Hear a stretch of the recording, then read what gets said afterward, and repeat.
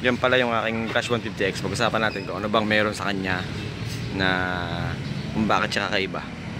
Kasi itong unit na ito, malamang ito yung transition period na Flash 150X na version 3 na naka LCD display. Kasi si Rusi pala ay bali si Rusi more on sila ngayon, development, laging development. Bali ito, inilabas itong unit na to, siya yung transition period, parang blueprint or blueprint siya or yung unit na nasa akin. Siya yung pinaka prototype ng transition period bago sila lumipat ng version 3. Alam mo kung bakit? Pakita ko sa inyo. Yung sa radiator sa ilalim, pakita natin sa ilalim. Sa ilalim, ayun, meron siyang slot. Nasaan? Ayun, kung nakikita nyo, yun, yung kanyang slot, ayun. Ayun. Tabi nga natin. Meron pa siyang, yun. Meron siya talagang ganyan. Maghanap kayo ng radiator na ganyan, na Flash 150 na mayroon ng ganyan. Yan. Abang yan. Para doon sa mga, kung gusto mong maglagay ng mga cooler pala yun. Cooler ba yun? Yung yung temperature gauge ng inyong mga flash. Pero walang ganyan. Malibala kung bibili kayo ng aftermarket. Pero to hindi to aftermarket, talagang kay to.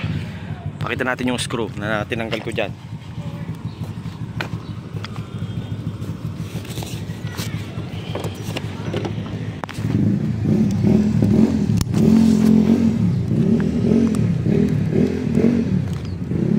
Ito kasi nilaglagay ako dito ng ng ganito. Ayan, meron ng ganyan.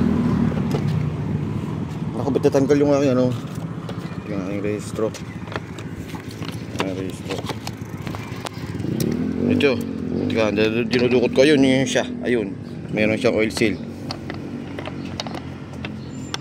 Wala na lahat ng lumalabas ngayon na unit wala nang ganito.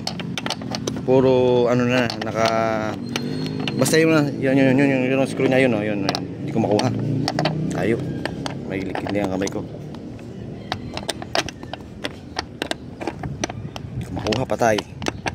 Dapat talaga may pang-ipit. Yun, nakuha ko na.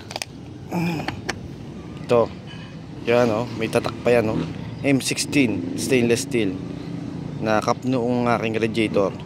Ito yung isa pang cup, board sa isa pang cup. Yan yung sinasabi ko sa inyo, kaya kakaiba siya sa lahat. Ito ay may nakalagay naman this motorbike is powered by Longchamp Euro 4 engine. Longchamp ang gumawa ng makina nito. Yan. Tapos ang kinakarga ko lang sa kanya ay unleaded lang ako. Yan.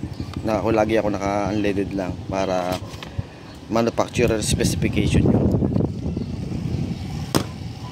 Yan, yung nakakaiba sa kanya.